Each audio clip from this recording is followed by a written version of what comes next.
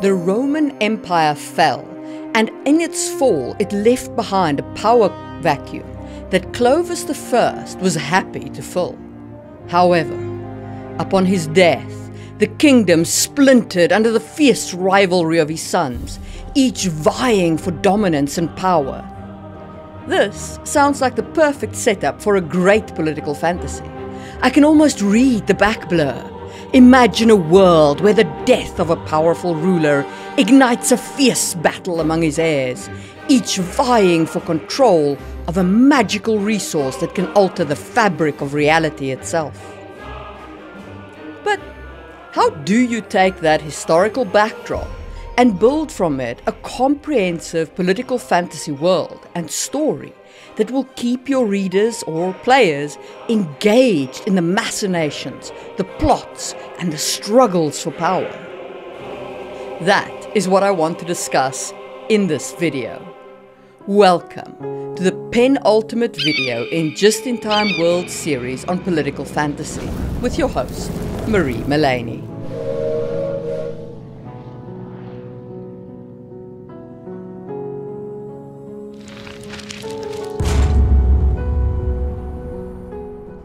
As I've discussed previously, it is very important to ensure that your magic is well integrated into your society and that your thematic elements are embedded in your magic and your world building everywhere. That is even more relevant to political fantasy. So I'm going to structure this video by defining the magic system and the thematic elements, and then defining the early Merovingian period, and then I'm going to show you how I would potentially bring these two things together to create factions and storylines that could tell the tale of political fantasy that plays into the themes that I think such a story would do well with. Because I'm only building this world for demonstration purposes, I'm going to use the names of people and places from the real world.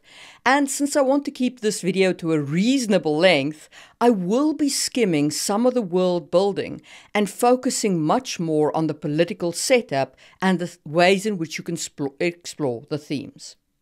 Just on a side note, if this heatwave continues, expect to see many more videos outside, because man, it is hot under these lights. Anyway, enough bitching. Let's discuss the magic system that I want to implement, which for this kind of setup, I think contract magic offers great elements to play with. So I do think that I need to state up front that the themes that I want to bake into this world that I'm building is power requires sacrifice, and people who seek power are willing to sacrifice everything. And the secondary theme I want to play with is that the common folk, often, average people, are weaponized by the elite in their power struggles without the common folk realizing they're being weaponized. That is one of my themes, is that weaponization of the people. So how do I build a magic system that works within that setup? And that is why I picked contract magic to be my magic system. I do have a video on contract magic, which you can check out in the information card. But in the context of this demonstration world, here's how contract magic could work. Individuals can gain magical powers by striking deals with extraplanar creatures. This requires attracting the creature's attention, surviving the encounter, and negotiating a trade for what the creature desires. This is generally achieved through the use of aetherium crystals, which are ethereal luminescent stones that glow with a faint, otherworldly light. These crystals are extremely rare and found in secluded groves, deep within ancient enchanted caves, or in other places where man has not tamed the wilderness. They facilitate communication with extraplanar creatures, thus enabling the magic system. Now, in terms of the thematic role of magic in this story, The crystals would, to me, represent the hard-to-get and sacrificial nature of power. The deals made with extraplanar creatures thematically highlight the danger of reaching for power and the sacrifices required to achieve it, especially in a political sense. This gives me two great thematic elements for political fantasy baked straight into the magic system. Additionally, it raises some ethical dilemmas because control over the crystals leads to conflicts and moral questions about who should wield power and at what cost. And these questions again arise very naturally from the magic system. So, that would be my main fantastical element, these extraplanar creatures and the magic system based on it. Now let's talk about the historical lore that I'm going to draw from. If I try to give you the whole history of the early Merovingian period, we'll be here all day. So, I'll suggest you watch Empire Builder's video on the topic. It's really good, and I'll link it in the comments or in the information card. But just to give you the highlights, the early Merovingian period was characterized by the rise of the Frankish kingdom under the leadership of Clovis I, who united the various Frankish tribes. He converted to Christianity, establishing a strong alliance with the Roman Catholic Church.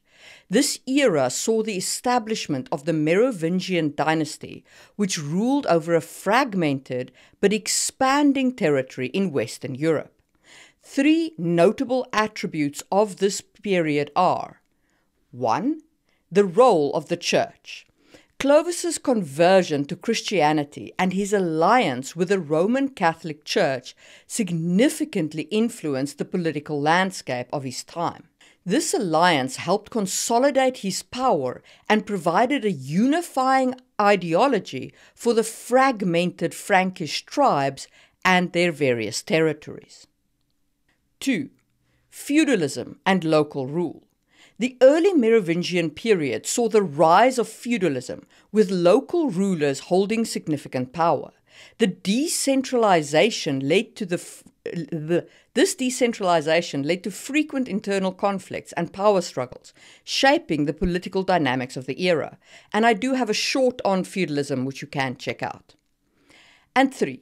Cultural synthesis. The period was marked by a blend of Roman and Germanic traditions. This cultural synthesis influenced everything from legal systems to military tactics, creating a unique societal structure that would have a lasting impact on European history. So this historical context gives us a clear understanding of the drivers of politics in this period and an understanding of the feel of the world we want to build. There are also 3 specific pieces of lore from this time that I want to highlight. 1.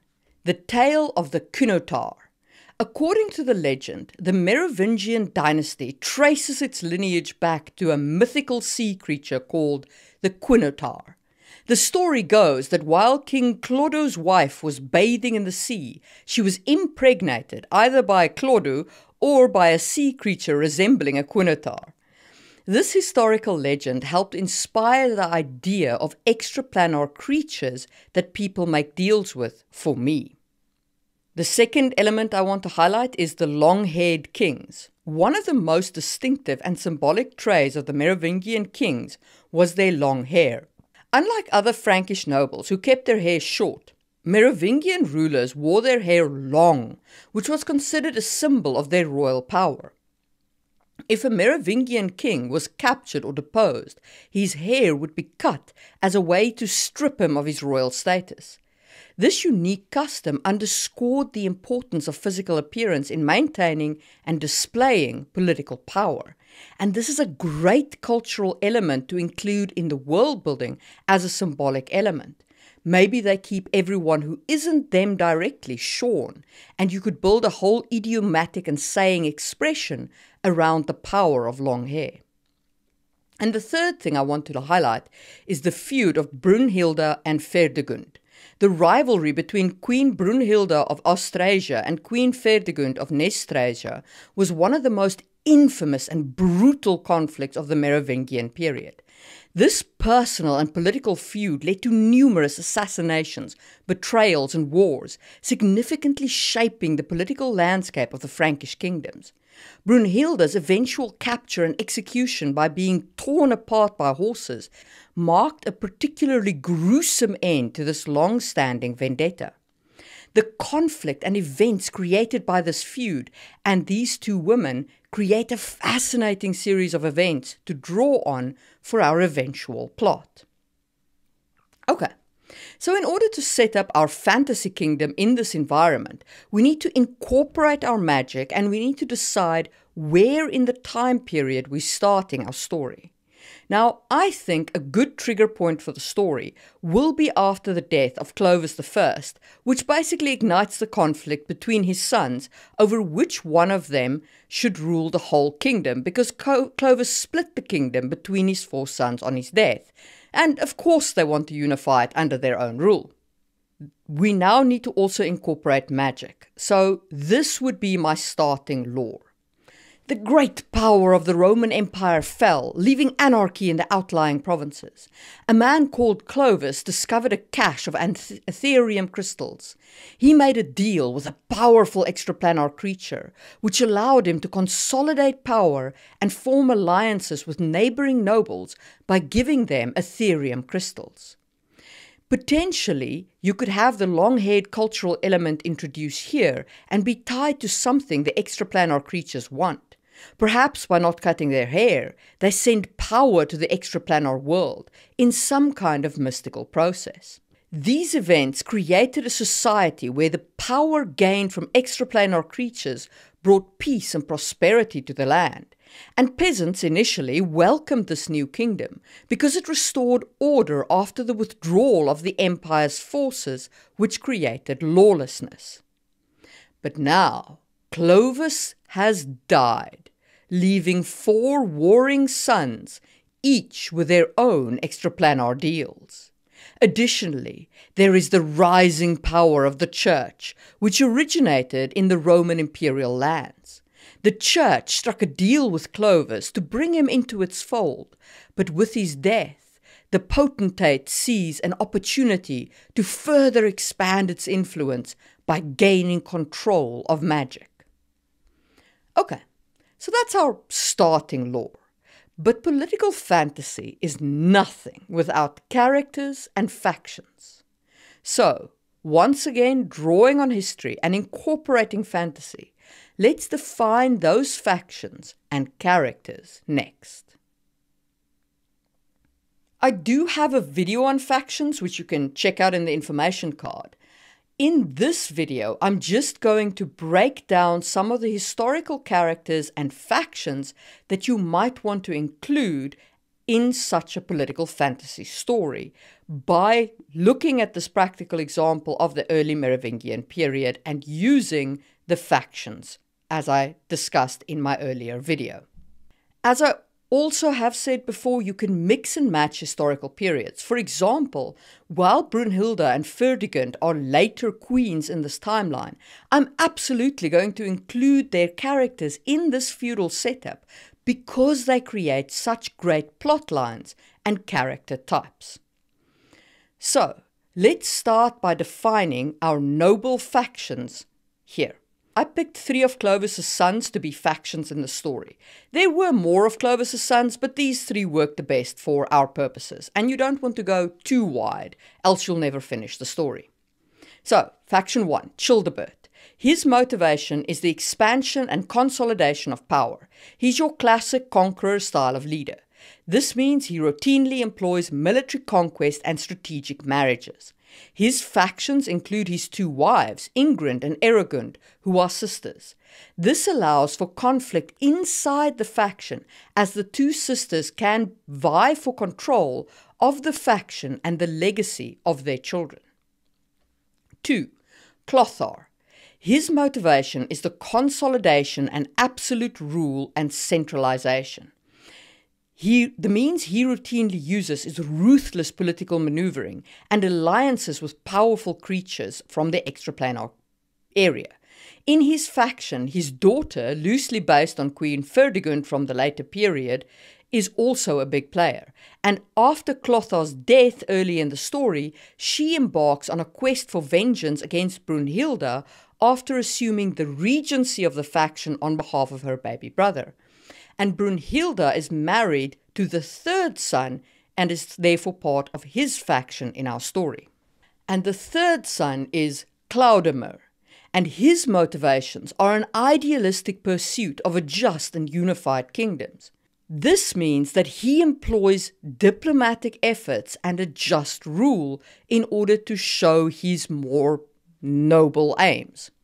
However, he is married to Brunhilde, who is a much more ruthless person than he is.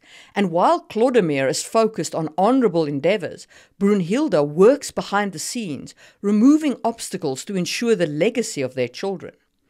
During the events of the story, she kills Clothar, creating the setup for the feud between Ferdinand and Brunhilde. Now, of course, there would be other nobles and external noble factions like the Burgundians, but in the name of keeping this video to a reasonable length, we'll leave our nobles there and define two other important factions in the story, the Church and the Commoners. The Church will be represented by the Sanctified Order, our religious faction. They are publicly motivated by a desire to decentralize the control of magic to protect common people, arguing that only priests can be trusted to communicate with these extraplanar creatures. However, their true motivation is to establish control over the Ethereum crystals and expand the power and influence of the Church. The means that they use is religious teachings to influence and control the population, engaging in alliances and negotiations and subtle manipulations with the noble faction to gain power. And as a threat, they leverage excommunication against the nobility or even the interdiction of an entire kingdom to incite peasant rebellions and destabilize noble control. This weaponization of excommunication and interdict is drawn more from John Lackland's conflict with Pope Innocent in a much later medieval period. But this is fantasy. Again, we can mix and match our historical period to create a setting that serves the story. Okay, so then we come to the common people themselves. Now, here we have a very interesting thematic choice.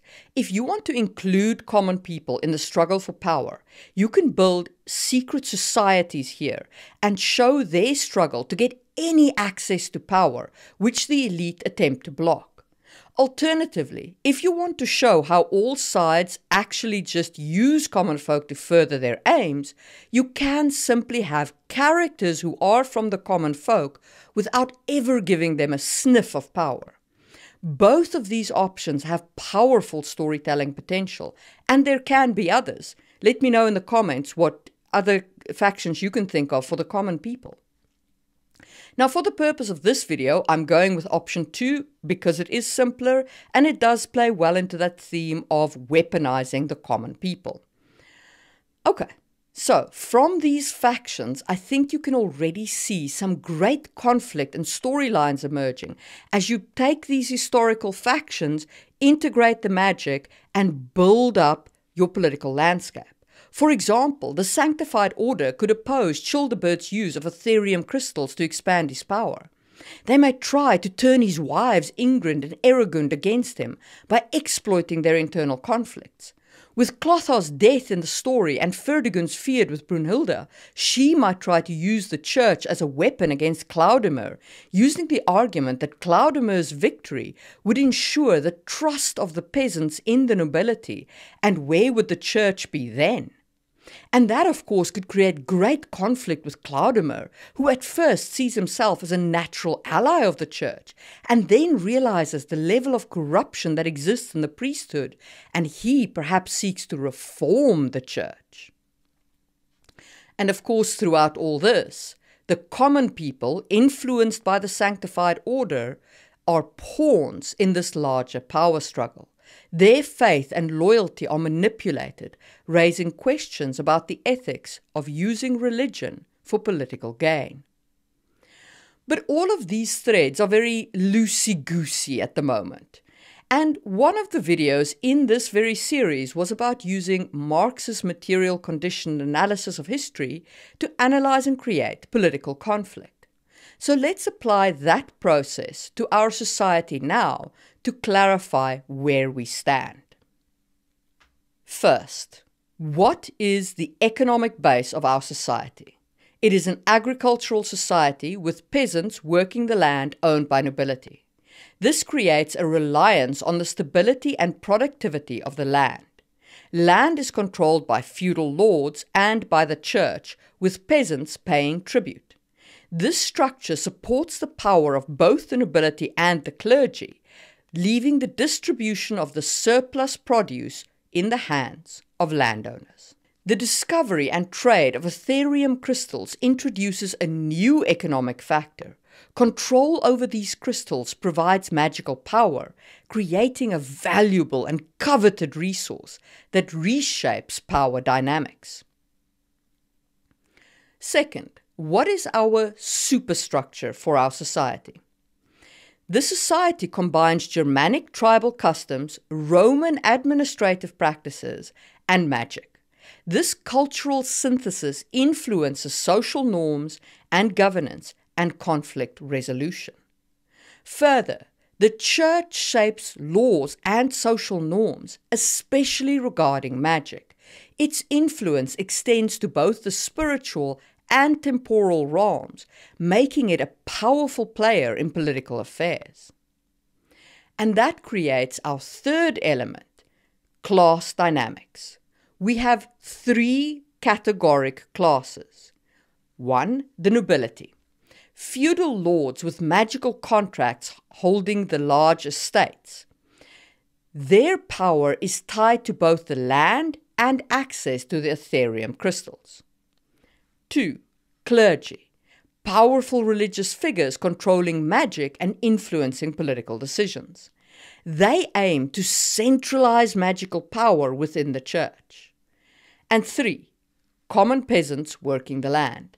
Their loyalty and labor are crucial for the sustenance of the nobility and the church.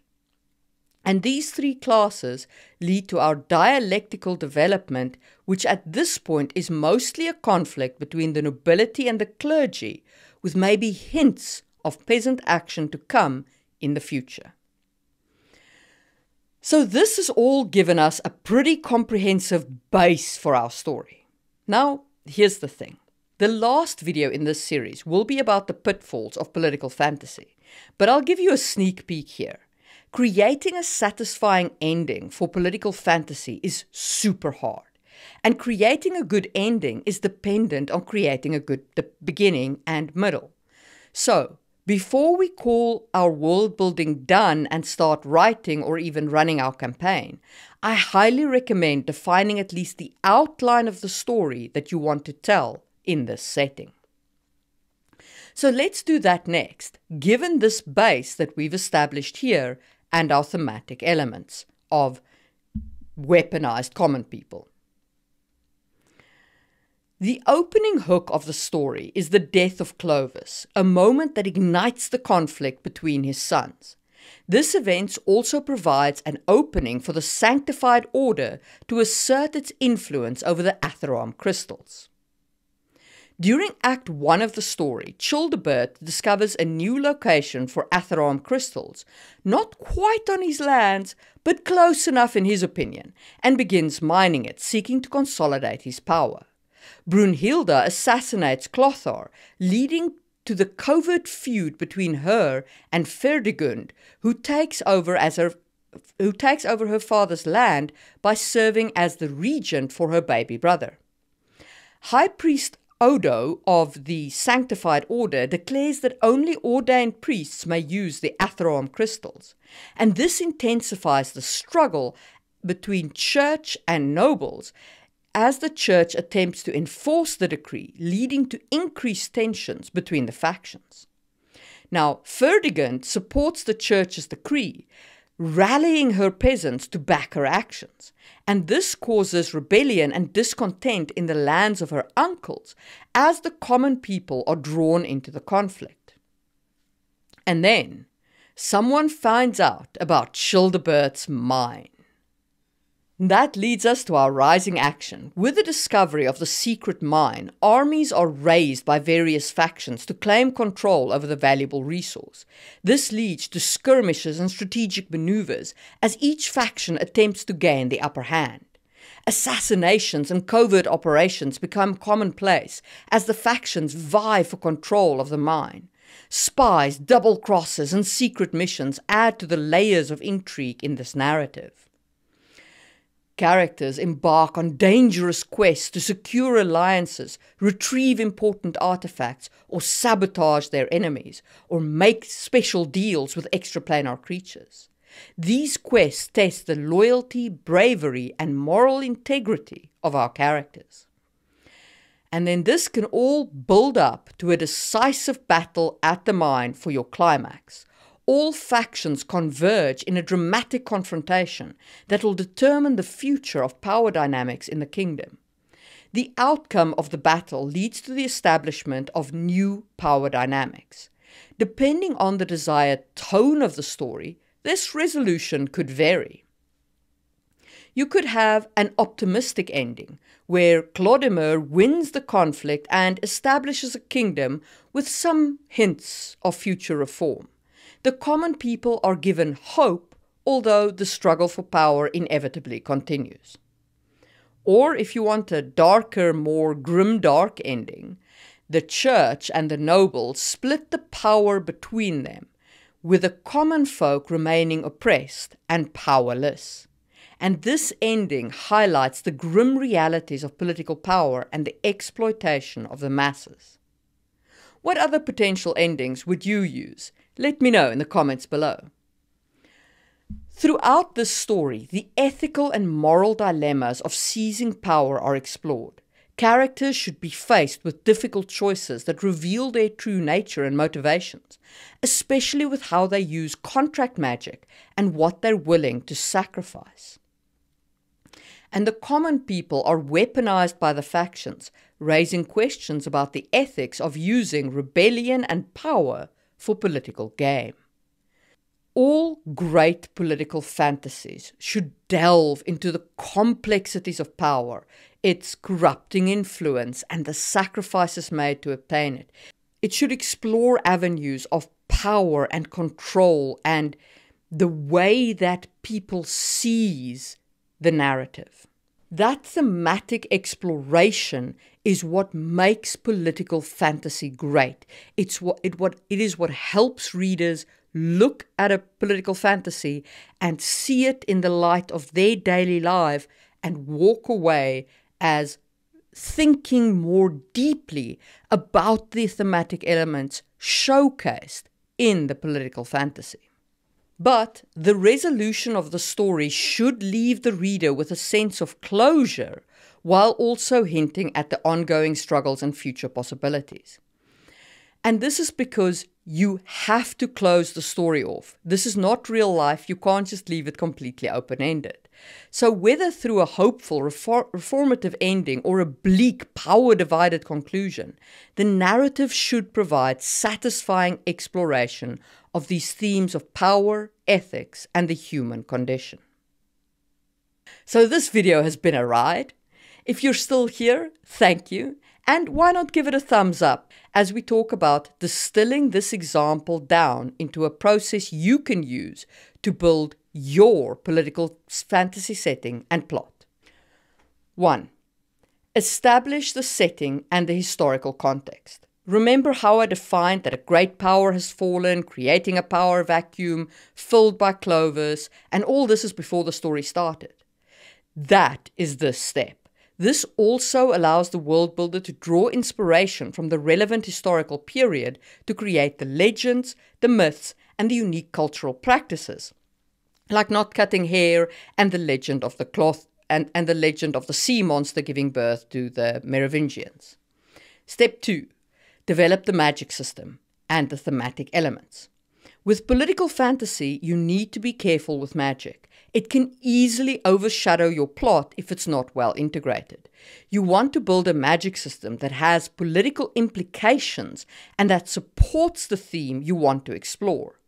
I mean, of course, you always want this, but you especially want this with political fantasy. And I will be talking more about this in the final video of the series, which will cover the pitfalls of political fantasy. Step number 3. You want to define your factions and your key characters. Create distinct factions with clear motivations and methods of pursuing power, as we did here with the noble houses and the religious order. Each faction should have unique strengths and weaknesses and goals that drive the plot. Characters should have complex motivations and personal stakes in the political struggle. Remember, no one is wholly good or evil. This is especially critical in political fantasy. Every character needs flaws and positive attributes. Step 4. Analyze socioeconomic structure and class dynamics. Describe the primary economic activities and how they support the power structure. Economics walks hand in hand with politics, and you're going to need it. Also, introduce any unique resources, for example, the magical crystals, that add to the economic and political intrigue. Then, based on that analysis, define your main classes and their roles in the economic process and the tensions between them, especially in the context of the power struggle. And step 5. Plot the storyline and key events. Start with your trigger event, develop the rising action, build to your climax, and don't forget a good resolution. Also, for each character and each faction, map out their role in the story and their specific trigger, rising action, climax, and resolution. And remember, character growth arcs. Growth arcs separates boring political fantasy from great ones, in my opinion, because growth arcs let people, readers, connect to those characters. And those are my thoughts on how to build a setting for political fantasy. I hope you've enjoyed this episode. The next one will conclude the political fantasy series with a discussion of the pitfalls and problems with political fantasy, so make sure you're subscribed for that. As always, this series is brought to you by the wonderful members of my channel, like Tony and Katie of the Build It in Stone tier, and Dylan and Tiffany of the Build It in Wood tier. And they have had access to the Pitfalls episode for quite some time. And if you would like to join their scheming ranks and get early access to my videos, along with all these other cool perks, hit the big join button down below. But please don't feel pressured to support my channel financially. You can also support the channel just by watching another video. Since you enjoyed this video, you might want to consider watching my video on how to use real-world history to create awesome lore for your world. Or you can trust the algorithm's recommendation right over there, and I will see you soon for another video from Just in Time Worlds, where we build what we need, when we need it.